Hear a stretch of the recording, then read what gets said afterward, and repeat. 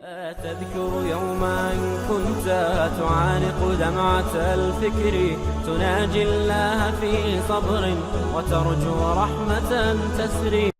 You know, people say, this guy worships his wife. Have you ever heard that statement? This guy worships his wife. I see a lot of brothers saying yes, you know.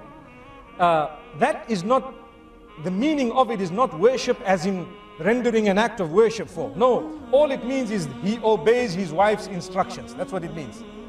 And I can give you on a lighter note, and I really like this because it plugs in. We're all human beings and we like a little bit of, you know, humor sometimes. They say there was a king and he called all his subjects, the males, and he says, anyone who is ruled by his wife, come in this line.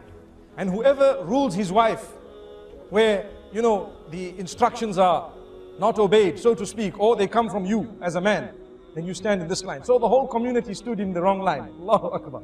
They all stood in a line saying, no, if my wife sees me in the other line, I'm dead meat. You see? So what happened is, they all got one egg each, an egg.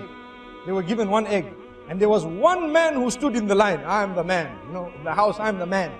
So the king was so happy, at least amongst my subjects, there is one man who has such greatness, you know, meaning he has the quality, rujula, you know, he's a man, you know. So now the king gave him a horse, brown horse. And in fact, the king told him, choose from the horses you want. So he chose the brown one and left the black one. And he rode home, galloping away. Everyone else went home with one egg. So when he got home, his wife, he looked at her and says, do you know what? She says, what? Today I got a horse because I'm the boss. You see? I got a horse because I'm the boss. She says, okay, that's good. Excellent. So you're the boss. So he says, you know, I was told to choose from 3 horses. There was a white one, a black one, and this brown one that I've actually come with. This was the best one. She says, wow, you look great in it. You look great in this horse, but you'd look greater in the black one. He says, well, not a problem. I had a choice. I can go back and get the black one. So he goes back galloping to the castle. And he says, oh king. The king says, yes, what's happening? He says, I just want to swap my horse. He says, why? When I went home, my wife told me that you'd look better in the black horse. The king says, no problem. He took the horse and gave him one egg. Allahu Akbar. So, the moral of this story is obedience. We're talking of obedience. People say you worship someone when you obey them. You know, people say this man worships his wife because he obeys. Wallahi, we don't even understand that the example of Allah is higher. We can never ever equate Allah with any human being.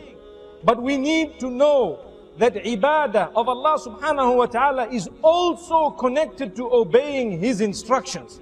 And Allah will not tell you to do something that is detrimental for you. He won't.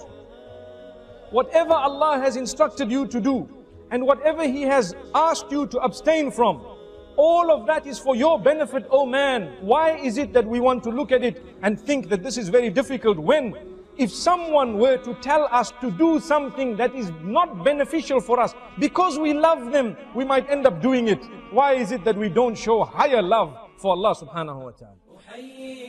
أحييكم وبالأشواق ناتيكم فأغلى وردنا أنتم وكل الورد نهديكم.